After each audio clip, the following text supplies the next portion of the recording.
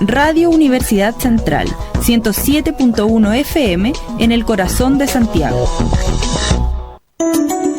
Radio U Central 107.1 FM y radio.ucentral.cl presenta Derecho para Todos, un espacio de debate jurídico con mirada pluralista y sentido social dirigido a la comunidad.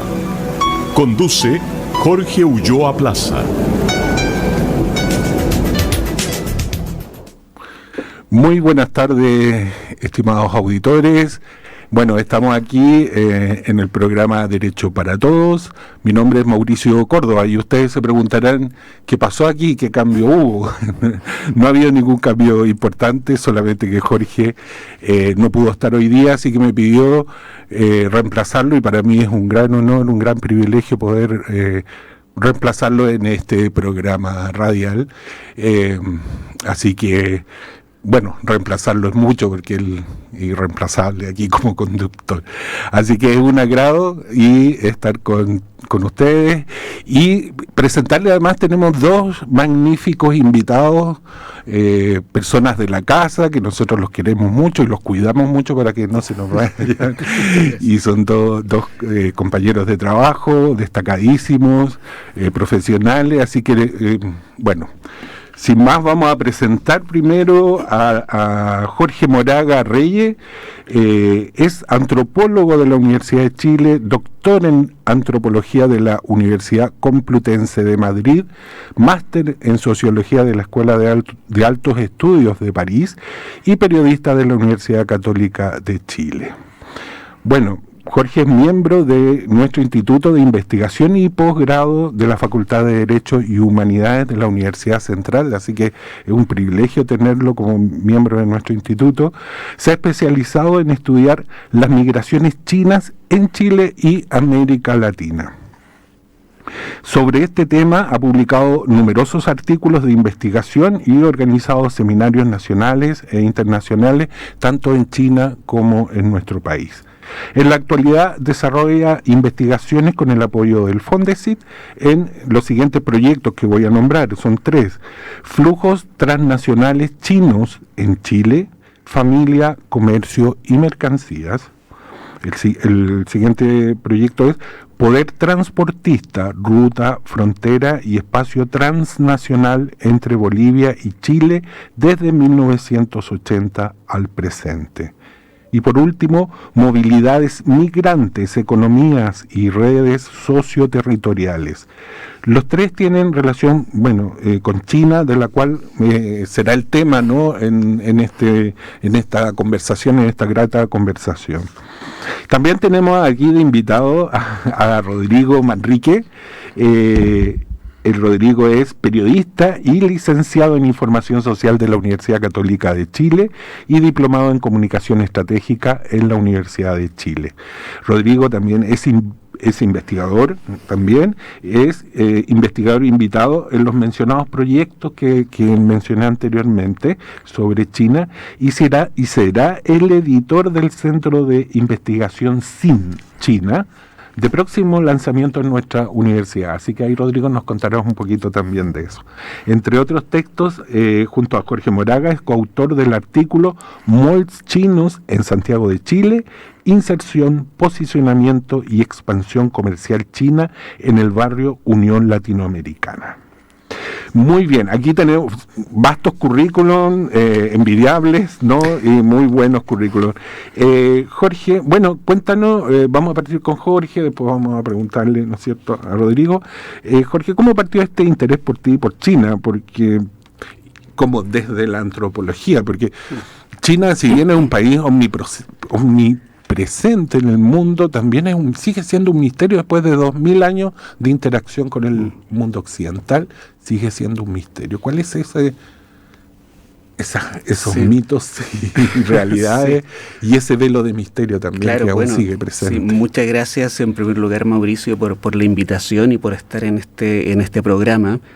Y bueno, tal como tú dices, hay una serie de mitos y un verdadero velo de misterio en torno a China, ¿no? Se lo trata de mostrar siempre como una un misterio distante, una especie de calma y de sabiduría, como en un contraste lo que sería un lejano oriente que tiene esas características, en contraste con un oriente medio que es más bien violento y que estaría en confrontación con nuestros núcleos culturales más fundamentales.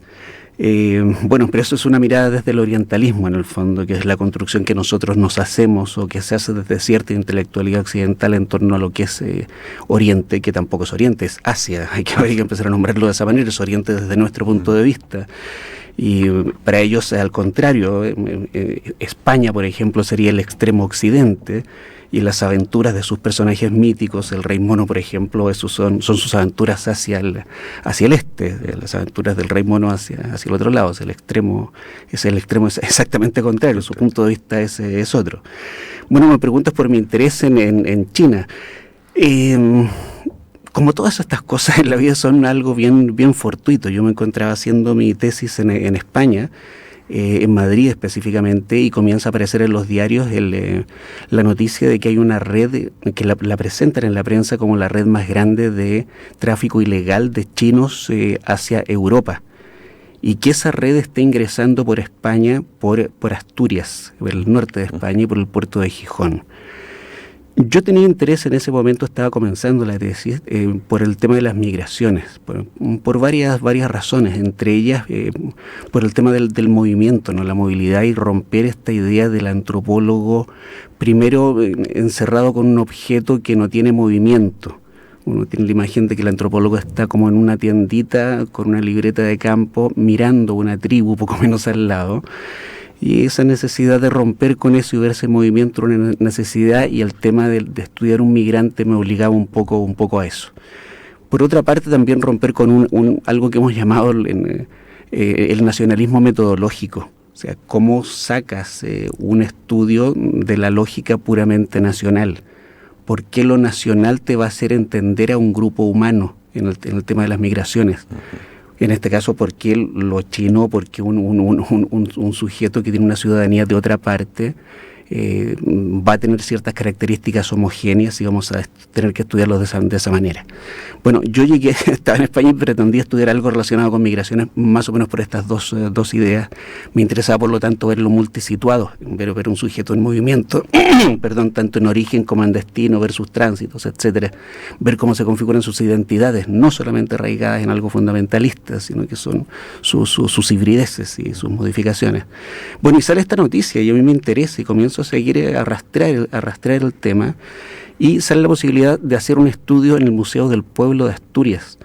Daban la posibilidad de estar 5 meses en la zona estudiando algún tema, y yo presento el proyecto, que era para estudiar a los grupos migrantes en esa zona, que es una zona de migración histórica. Mucha gente partió justamente a Sudamérica de esa provincia, y postulé estudiar los chinos. Bueno, y causó interés en lo que estaba proponiendo, no porque quisiera estudiar las redes mafiosas, sino que porque me interesaba saber quiénes eran y conocer cuáles eran sus redes reales y por qué estaban ahí. Bueno, comencé la investigación y fue una gran sorpresa darme cuenta que no tenían nada que ver con una red de tráfico ilegal.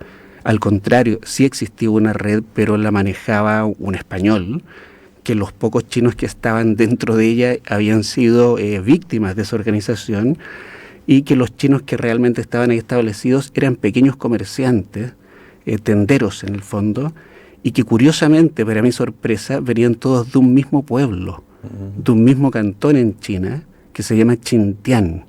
Y ahí comencé a seguir la beta que me ha llevado hasta ahora a seguir básicamente no solo a esa gente de ese pueblo, sino que a la provincia de donde viene, que es la provincia de Zhejiang, que queda al lado de Shanghái, que tiene algunas características bien especiales que ya hablaremos luego cuando comentemos quiénes son los que están llegando acá.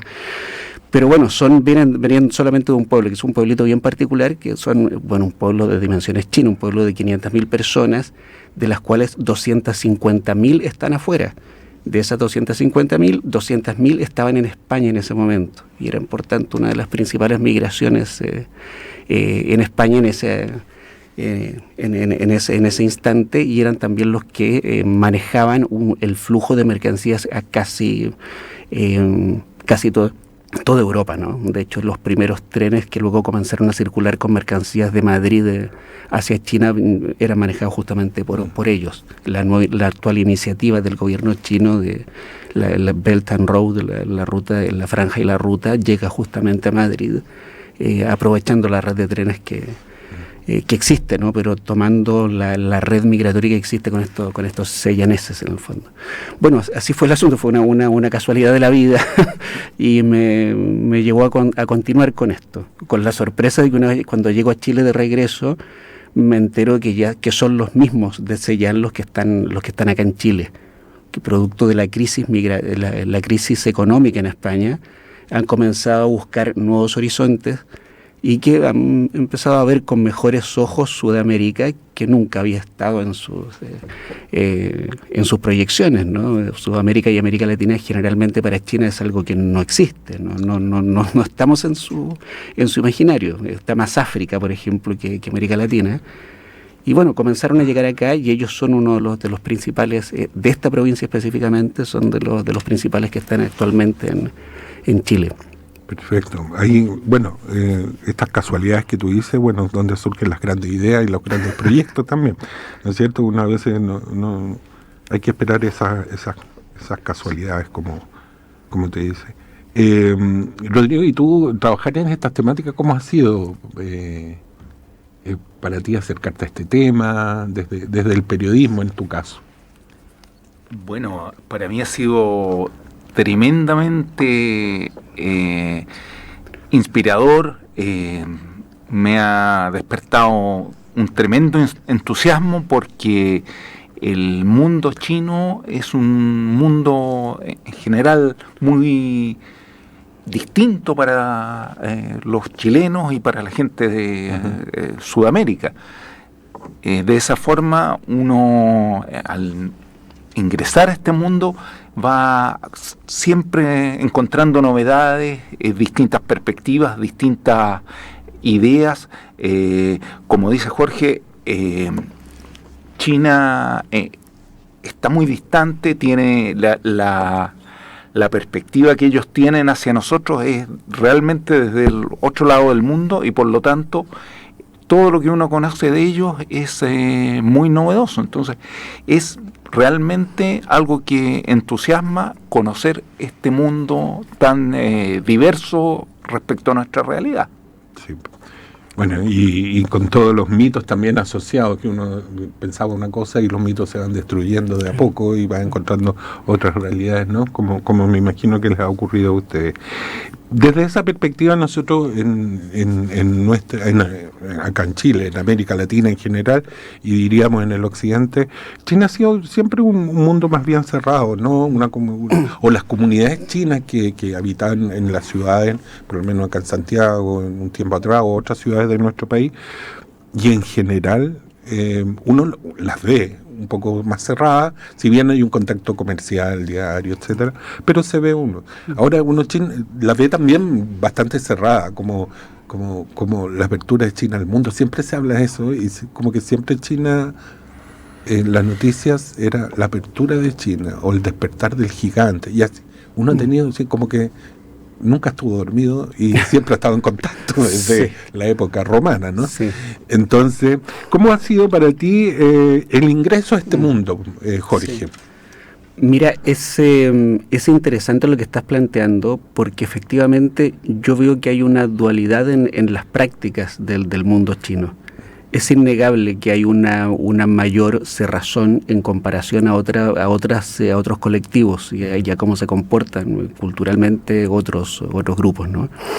Creo que esto tiene que ver de alguna manera con cierta legitimidad que es propia de los grupos chinos y que está incluso constatada por la literatura de ellos y por cómo están viviendo. Pienso en el Lu Xun, por ejemplo, uno de los padres de la literatura moderna china, que dice, mira, cuando pienso en China veo que es algo tan grande y es una gran nación, pero mientras más me acerco, lo que veo son millones y millones de pequeños granos de arena.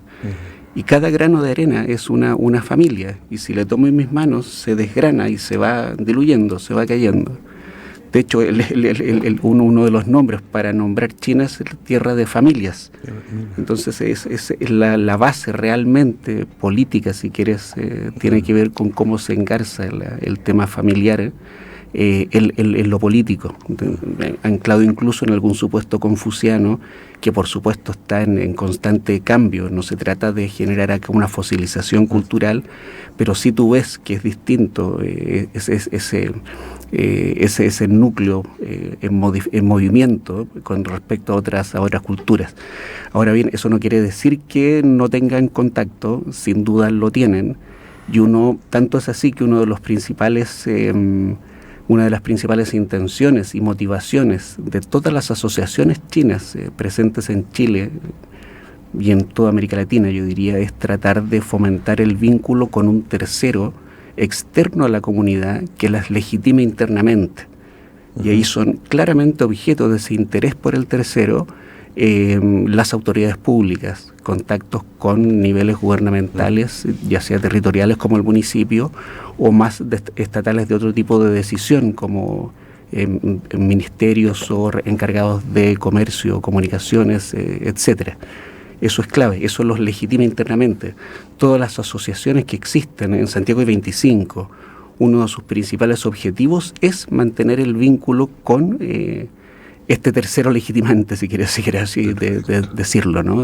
Ver cómo se legitiman ahí y cómo tienen presencia. Eso les permite también tener presencia en China y lograr hacer otro tipo de actividades. Requieren esa apertura, pese a la cerrazón interna. Quiero cerrar con una pequeña cosa. Sí, Pese a eso se mantiene esta cautela, diría yo, interna, que es propia de este mundo chino, una cautela, no diría exacerbada, pero sí de bastante recelo en torno a la familia.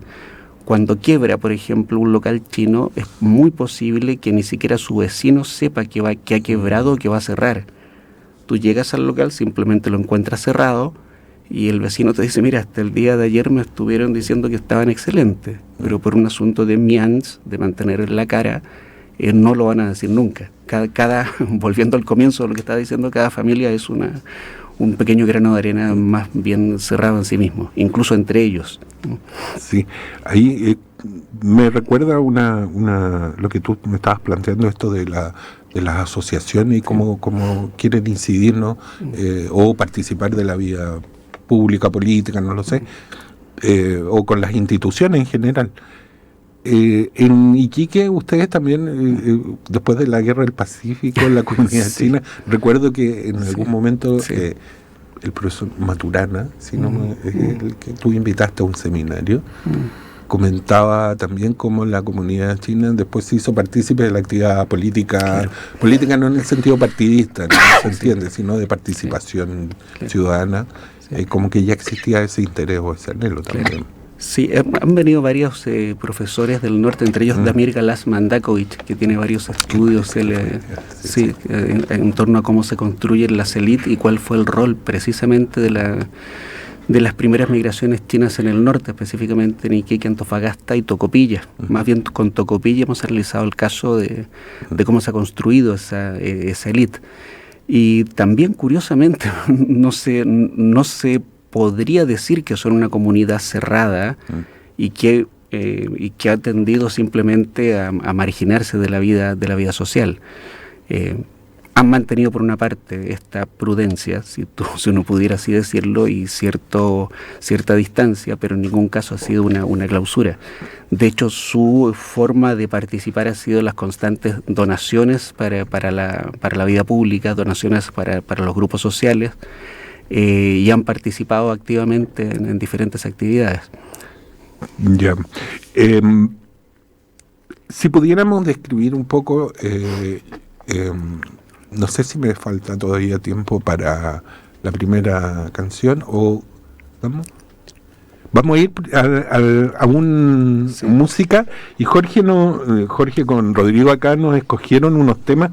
La idea era, tener música relacionada con China, y estuvieron buscando algunos temas que pudieran ser representativos, y yo no los voy a pronunciar porque no puedo, pero Rodrigo, el experto, nos puede decir cuál es nuestra primera canción y contarnos un poquito contarles que la música china, bueno, muchas veces la música popular china, los baladistas, son poco conocidos acá y tienen un desarrollo enorme, por lo que estuve viendo en internet, y poco conocemos más a los baladistas coreanos, el K-pop, ¿no? O incluso japonés en algún tiempo, pero no los chinos. No es parte del misterio de China.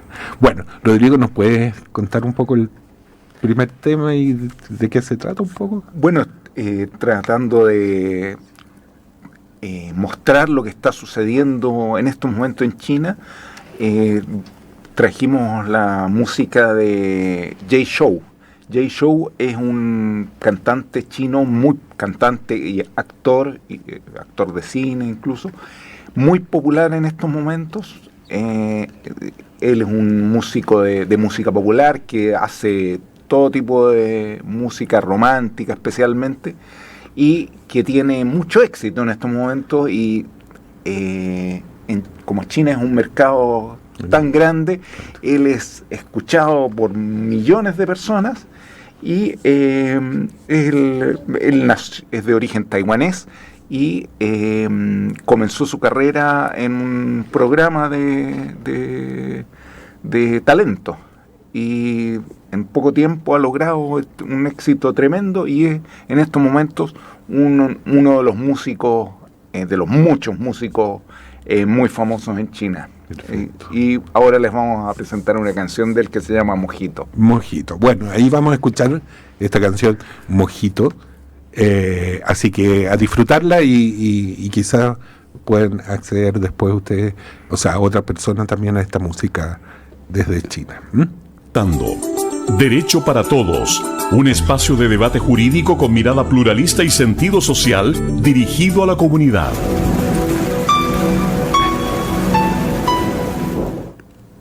Muy bien, estamos de vuelta acá conversando, y estas temáticas que han sido muy entretenidas, además conocer este mundo desconocido y conocer a personas que están investigando y relacionándose permanentemente con China, con su cultura y con su gente, como hablábamos un poco si era una comunidad cerrada, no. Claro, hay elementos que no, porque han permitido, digamos, un cierto intercambio, qué sé yo, pero sigue siendo una comunidad más bien prudente, como dijiste, en cuanto a, yo creo que es la mejor palabra, más que cerrada, una comunidad prudente, ¿no? Y que conserva muy bien su cultura a lo largo de los miles de años que lleva China. Entiendo que el Valle del Río Amarillo es una de las zonas más humanizadas que ha existido. Desde siempre ha habido seres humanos en el Valle del Río Amarillo. Del Yangtze. Amarillo, sí, así es. ¿El chino es Yangtze? No, el Yangtze es el que está más abajo. Está abajo. Y el Yangtze es el de Shanghai. Claro, yo me acuerdo cuando estudiaba en el colegio El hombre de Pekín, que era el descubrimiento de uno de los fósiles más antiguos de ser humano. Bueno, todo un mundo China. Bueno, contarnos ahora sobre un poco los trabajos de investigación que ustedes tienen. Contarnos un poco qué están haciendo. Entiendo que están en distintos ámbitos geográficos o territoriales dentro de Santiago y del país. Barrio Unión Latinoamericana, ¿no es cierto?, en la Sofri, en Portuaria, ¿no?, en San Antonio, Valparaíso, qué sé yo. Si quieres, nos puedes contar un poco en qué consisten estos proyectos, para dónde van, cuál es el... Sí, perfecto.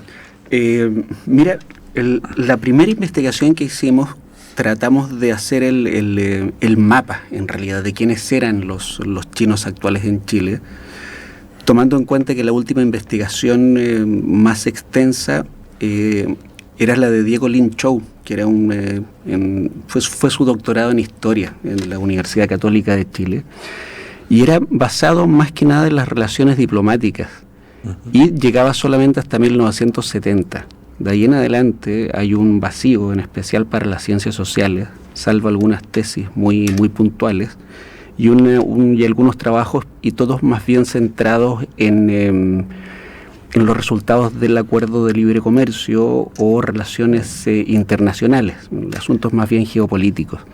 Pero desde antropología no existía nada, ciencias sociales tampoco lo había. Entonces comenzamos a hacer esta primera investigación para ver qué es lo que había pasado del 70 en adelante. Y entre el 2016 y el 2019 estuvimos haciendo eso, haciendo el rastreo de estas comunidades. Y vimos que había una gran comunidad de Cantón, de Cuantón, en realidad de la provincia, no de la ciudad, sino que de las conurbaciones en torno a ella, específicamente la mayoría de un pueblo también llamado Hechen, que en China lo llaman Chile por la cantidad de migrantes que vienen hacia este país. Mira, qué curioso. Y que la última ola de ese Chile chino llegó en los 80 acá a Chile. Y que el año del 2010 en adelante comenzó a llegar con fuerza, posterior al Tratado de Libre Comercio, y de la crisis española, un grupo importante de gente de Zhejiang, que eran los que hegemonizaban la vida china en España, huyendo de la crisis española. Y estos seyaneses son los que comenzaron a llegar con fuerza, y ellos son los que están en el barrio Unión Latinoamericana en este momento, y son los que están en este momento también en la SOFRI. Hay 3 zonas en las cuales están los chinos mayoritariamente en Chile. En Santiago, son 25.000 chinos aproximadamente en Chile. En Santiago hay más o menos 20.000 y son poco menos de 16.000 y son 5.000 en cada una de las otras partes. En la SOFRI, en Iquique en realidad, y en Valparaíso. No hay distinciones territoriales porque nuestro censo no las contempla, distinciones territoriales de origen, pero se sabe que son más o menos, más de la mitad son cantoneses y la otra mitad se reparte entre gente de Zhejiang, un 30% más o menos, y gente de Fujian, un 10%, que llegaron de Argentina a fines de los 2000, y otras provincias con menor incidencia. Ahora, lo importante de esta última migración de Zhejiang es que esta zona es una de las zonas más capitalistas de China. Fue ahí donde comenzaron de los primeros experimentos exitosos de capitalismo. De hecho, uno de los puertos relevantes que tiene se llama Wenzhou, y se conoce mundialmente como el modelo Wenzhou porque es el modelo más capitalista dentro de China. De hecho, tú hablas con un wenchonés y se siente orgulloso de ser el más capitalista de China y se presentan con ese halo de orgullo, ¿no? Nosotros somos más capitalistas que Estados Unidos, dicen, ¿no? ¿Qué es eso? Acá creemos más en el libre emprendimiento y la libertad personal, etcétera. Ellos son los dueños de los malls, han logrado acumular un capital relevante en su provincia de origen. De hecho, Wenzhou es un puerto importante, pero hacia el interior, a 100 kilómetros, hay una serie de aldeas que hace 20 años eran sumamente pobres. Son las aldeas del cantón de Xintian, y esas aldeas eran agricultores que cultivaban papas. Tan pobres eran que dentro de China está el dicho siguiente: cásate con un xintianés y comerás papas toda tu vida. Los padres de los que están llegando acá corresponden a quienes era dirigido ese dicho. Los actuales, ese mismo pueblo miserable entre comillas, ahora lo llaman la nueva Hong Kong, porque trata de imitar, por su contacto con Europa y Occidente, cierta forma de arquitectura europea. Toman café, por ejemplo, hay monumentos relacionados con Europa, tienen todos sus vínculos transnacionales tienen que ver con Occidente. Ellos son los que están acá y han logrado un crecimiento sumamente importante en el barrio Unión Latinoamericana. Tanto así que de los 7 malls que había antes de la pandemia, después de la pandemia sumaron a 27. O sea, aumentaron bastante. Crecimiento explosivo. Sí. Ahora, dentro de esto llegan los comerciantes, ¿no es cierto?, a Barrio Unión Latinoamericana. ¿Cómo, aparte de la instalación de mall, cómo ha ido cambiando la cultura en el barrio también, con la llegada explosiva de inmigrantes, ¿no?, de China, y de esta parte de China también en particular? Sí. Ahora, antes de responder, entiendo que nuestra comida tradicional china, por lo tanto, es cantonesa, no es comida china, es más del sureste, ¿no? Sí. Que la tradicional comida de otros sectores, como entiendo que lo que migrantes viene un poco más al norte, ¿no? De lo habitual de Canto. Ahora, ¿qué cambios ha generado en el entorno? Porque tenemos 20.000 personas, más o menos, 16.000 en Santiago, de las cuales un buen porcentaje están instaladas en estos barrios, y acá en San Diego también, qué sé yo. ¿Cómo afecta un poco la cultura? ¿Qué cambios se han ido produciendo los habitantes tradicionales de esos barrios? ¿Cómo lo han ido percibiendo también? Claro. Mira, el cambio ha sido bien radical, diría yo, tanto por la expansión del barrio, que en un comienzo eran pocas manzanas en torno a la calle Meix. Ahora es un cuadrante que va desde la calle Exposición al borde de la estación, hasta Avenida España por el oriente. Por el norte traspasó ya la Alameda y llega a la primera calle Romero por el norte, y por el sur alcanzó ya también la Avenida Blanco. En todo ese cuadrante tú encuentras más que un comercio solitario chino, encuentras centros comerciales, restaurantes, construcción de edificios específicamente para chinos. Hay una expansión propiamente china en el lugar. Expansión arquitectónica, la arquitectura no miente, te das cuenta que hay capital. Ves, por ejemplo, que han derrumbado manzanas completas y en muy poco plazo, ¿no? En un año ves que arrasaron con una cuadra y han construido edificios y centros comerciales. Hay instalación de iglesias, hay instalación de sus propios supermercados que proveen específicamente a público chino. Hay también un periódico chinos que se reparten en la zona. Es decir, está emergiendo una pequeña comunidad, tanto así que una calle, que es la calle San Alfonso, hay negociaciones para transformarla en la calle que sea el eje del barrio chino de Santiago.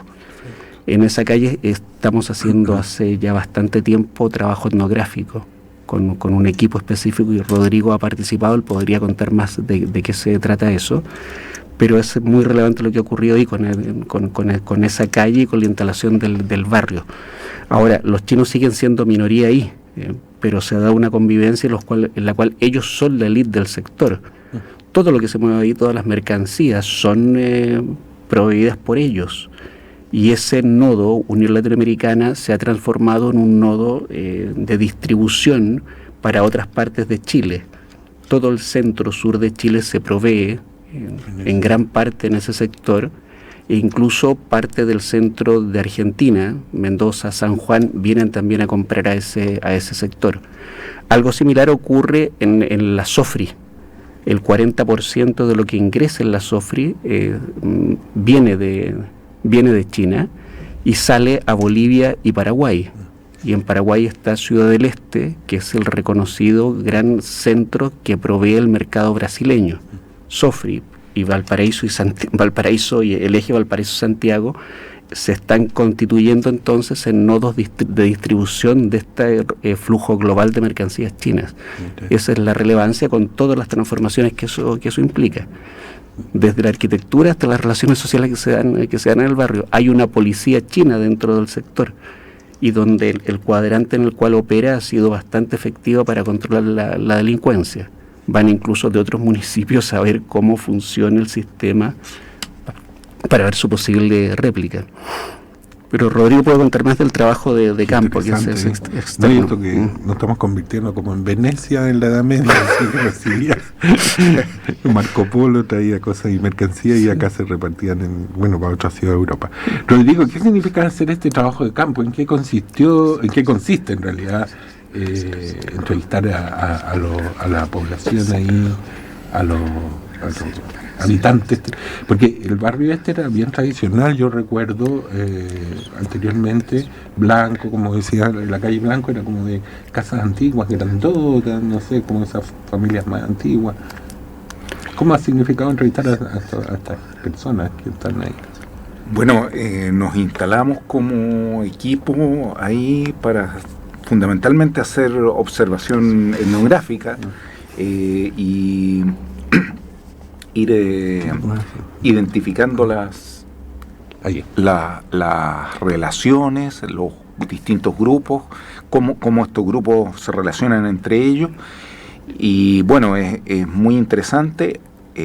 Hemos ido detectando, viendo en la práctica situaciones bastante conflictivas también, como existen en estos momentos en todos los lugares porque del país, no solo allá. Uno de los problemas que hay ahí es precisamente que la gente se siente muy estigmatizada y en realidad uno ve que ahí hay problemas, pero que no son tan excepcionales como se presentan. Y nosotros hemos analizado y observado el eje que va desde por San Alfonso, desde la Alameda hasta Blanco. Y allí vemos que efectivamente se instalan los comerciantes chinos y se instalan muchos comerciantes de muy diversas nacionalidades que compiten por el espacio para realizar su actividad comercial. Y en esta observación también vemos cómo el espacio y las relaciones y todo el lugar se transforma en forma tremendamente dinámica, va cambiando, aparecen efectivamente los malls, crecen de menos de 10, ahora están llegando a 30, aparecen y desaparecen, porque los comercios aparecen y desaparecen en forma muy rápida, algunos tienen éxito. En general el desarrollo del sector comercial de ahí crece rápidamente, pero algunos no crecen y desaparecen. No es la generalidad, digamos. No, la generalidad es que crecen, pero no todos sobreviven en esta competencia, porque es una competencia muy fuerte en la que participan los chinos en general como proveedores de productos, y junto a eso hay otros grupos de otras nacionalidades. Están los haitianos, venezolanos, colombianos y chilenos, que todos participan en esta actividad comercial tremendamente dinámica. Eso es más o menos el escenario general que podemos ver. Perfecto. ¿Cómo ha sido la relación que han tenido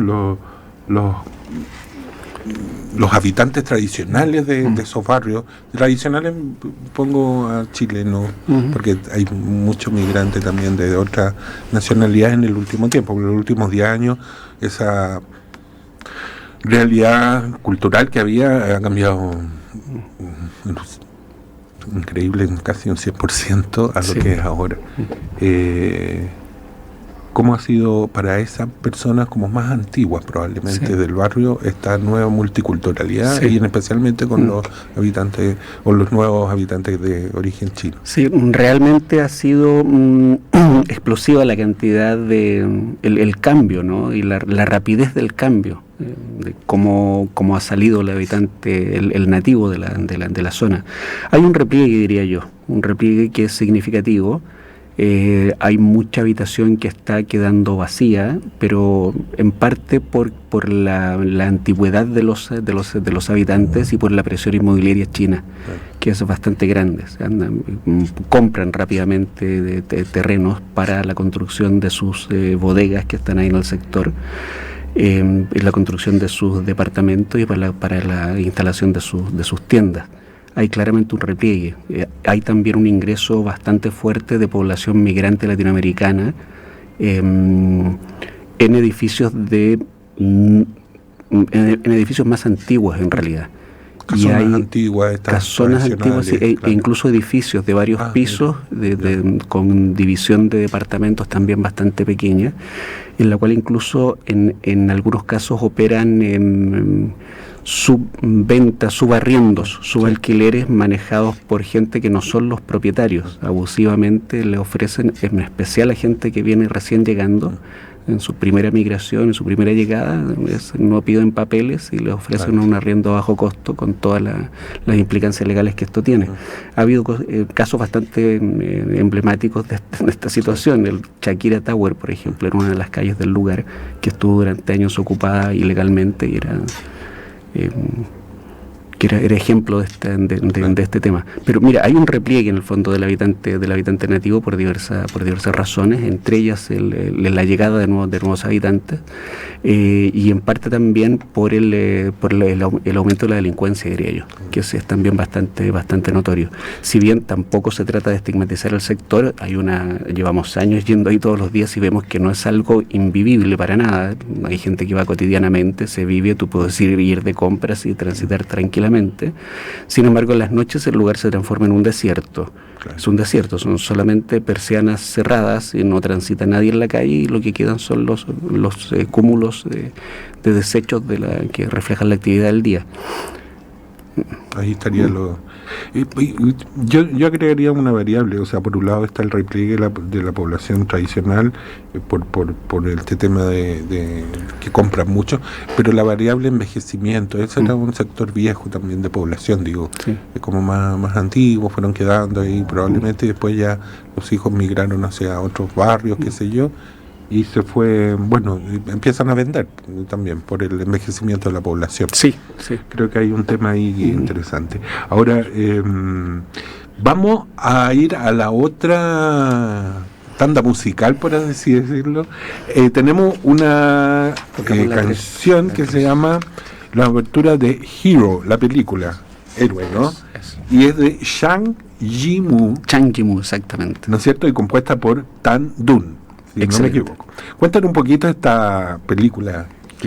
Más que de la película, yo quisiera hablar de Zhang Yimou, que es uno de los clásicos del nuevo cine chino. Es uno de los primeros cineastas chinos posteriores a la reapertura de la Academia de Cine de Pekín, después de la Revolución Cultural, de una generación de cineastas que es la primera que se da a conocer al mundo. Y toca temas muy trascendentales relacionados tanto como con la historia y la modernización de China, y temas que están relacionados como con los desplazamientos dentro de China. Es una invitación a verlos. Luego saltó de China a hacer películas de más alto presupuesto, pero si alguien se interesa en la historia de China, hay varias que son recomendables. Vivir, por ejemplo, que es la historia de China del último siglo, protagonizada por una mujer. Entonces tú vas recorriendo la historia de China a partir de la vivencia subjetiva de ella. Muy bien. Entonces vamos a ir con la abertura de Hero de Zhang Yimou, compuesta por Tan Dun. Vamos con eso. 老先生，请再抚一曲。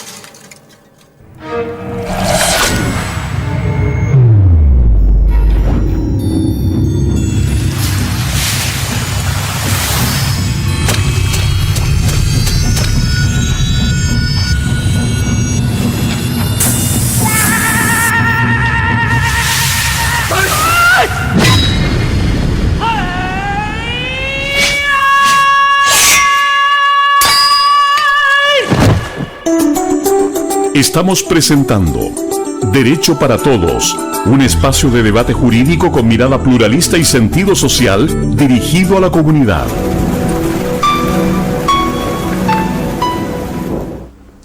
Bueno, hemos vuelto, ahí escuchamos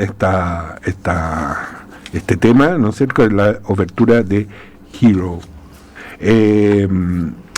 Ahora, Jorge, cuéntanos un poquito, porque al principio, cuando estábamos haciendo las presentaciones de cada uno de ustedes, hablamos de un instituto, ¿no es cierto? SIN. Cuéntanos un poquito en qué consiste. Sí, así es. Mira, retomando quizás una tradición de la universidad que consiste en tener vínculos de investigación y actividades relacionadas con China, en el seno del Instituto de Investigación de la Facultad de Derecho estamos creando un centro de investigaciones que se llama Centro de Investigaciones China dentro de la facultad. Y la idea es constituirnos como un centro de referencia para dar a conocer las investigaciones que estamos haciendo. Pues en este momento en nuestra universidad tenemos 3 de los proyectos más importantes relacionados con China que hay en Chile en la actualidad, y pretendemos darles visibilidad a eso y a la vez ser un repositorio del gran material que hemos comenzado a articular y acumular durante todos estos años. Llevo más de 10 años trabajando en este tema y los equipos con los que trabajo también, y tenemos trabajo de campo, recopilaciones etnográficas, entrevistas, artículos publicados, recopilaciones temáticas que queremos ponerlas en un repositorio que sirva de base de datos para los investigadores y gentes interesadas en el tema. Eso por una parte. Ese repositorio, dirigido más bien a la academia, va a tener también una parte de prensa. La idea es tener la actualidad más importante de la prensa relacionada con China presente en esta página web, también para toda la comunidad interesada, y una tercera parte más de vinculación con el medio, que tiene que ver con dar a conocer las actividades de las comunidades chinas en Chile o las actividades que nosotros hagamos relacionadas con ellas. Exposiciones, festivales de cine, actividades propias de la comunidad, etcétera. Y con respecto a la parte de prensa, Rodrigo es quien tiene ahí un rol fundamental. Él va a ser el editor en su rol de periodista, de editor de esa parte, y nos puede contar un poco más. Bueno, la idea en este caso es tener un seguimiento y convertirnos en referente de la información que cada vez es más frecuente sobre las actividades relacionadas con China. Hay muchos campos en los que China está actuando y mostrando un desarrollo tremendo, y esos campos se relacionan con distintos lugares del mundo, de hecho, y se relacionan mucho con Chile y con Sudamérica, y nosotros pretendemos tener disponible eso para el uso de la comunidad en general, la comunidad académica y la sociedad en general. Eso es el objetivo de un observatorio que estamos instalando. Mira qué bien, qué bien. Y ojalá que eso llegue también a nuestros estudiantes, para que yo creo que sería interesante ahí generar una suerte de cátedra, no solo a los de posgrado, sino también en pregrado a nuestros estudiantes, yo digo, por supuesto, sobre todo los más chicos, que yo creo que les interesaría mucho poder llegar y conocer estas nuevas realidades, ¿no? Hemos visto mucho interés entre los estudiantes en este ámbito. Y están con menos prejuicios también. Bueno, yo escuché por ahí, me contaron que planificas un viaje a China. Sí. Cuéntame ¿a qué vas? Sí. ¿A comprar guillines? No. 50 centavos de dólar. Claro. Sí, efectivamente. ¿Quiénes van? Sí, efectivamente. A ver, como parte del trabajo de campo de las investigaciones, antes de la pandemia solía ir por lo menos una vez al año a China, a los lugares de origen de los chinos de acá, y este año retomo esa práctica. Y voy específicamente a hacer entrevistas y hacer visitas tanto a fábricas como lugares de distribución de las mercancías que estoy investigando en sus flujos transnacionales. Lo interesante del viaje es que nos va a acompañar gente de acá, de asociaciones de acá, que nos van a servir también de guías y traductores en sus zonas más interiores donde no hablan el mandarín, sino que se hablan sus lenguas locales, la lengua de Chintiana específicamente. Claro. Entonces esperamos que sea sumamente productivo esto. Nos acompaña también una delegación de profesores de la Universidad de Chile que están investigando temas relacionados con ropa china. Alejandro Garcés, que es un coinvestigador del proyecto de investigación que llevo acá y que investiga también tráficos transfronterizos con los mundos indígenas en su tránsito de las mercancías hacia Paraguay y Brasil, y José Muñoz, que es un postdoctorante que hace su investigación sobre el contrabando de electrodomésticos chinas, del cual soy el investigador patrocinante y está anclado en esta universidad. Sí. Entonces va una delegación de 3 universidades, Alejandro es de la Universidad Católica del Norte. Vamos a una delegación de 3 profesores allá, y uno de los puntos aparte de la investigación en terreno, uno de los puntos de detención es la Universidad de Jinan, con la cual hacemos casi todas las actividades, tanto de investigación como de publicaciones. De hecho, el Centro de Investigaciones China que estamos formando ellos son nuestra contraparte en China, y esta universidad es la principal universidad en China encargada del estudio de las migraciones a nivel mundial. Mira, entonces esperamos que sea muy fructífero el viaje. No, se ve muy interesante y esperemos que sí, y para apoyar esta investigación y todo lo que ustedes están haciendo, fantástico. Bueno, hemos llegado al fin. Yo, antes que cerrar el programa y agradecerle a estos excelentes invitados, envío un saludo a las profesoras Macarena Silva y Magali Garrido de Trabajo Social, que si no las saludaba me van a castigar. Bueno, quiero agradecerles, Jorge, Rodrigo, por estar acá. Ha sido muy interesante descubrir esto que para el común no sabemos, así que muchísimas gracias por compartir estas investigaciones, lo que ustedes están trabajando. Bueno, y yo creo que es un privilegio también tenerlos acá en esta universidad, en esta casa de estudios. Muchas gracias, Mauricio, por la invitación. Encantado, ¿no? Ya les contaremos de las novedades del viaje a China. Ahora tenemos y vamos a cerrar con una canción también de Jay Show. No sé si lo pronuncio bien. Es, bueno, algo tradicional, es una canción, una balada romántica, pero habla de un producto chino, porcelana azul y blanca es el tema. Muchísimas gracias y continuamos el próximo viernes. Ahí estará el profesor Ulloa acompañándolo. Muchas gracias, que estén muy bien. Buenas tardes.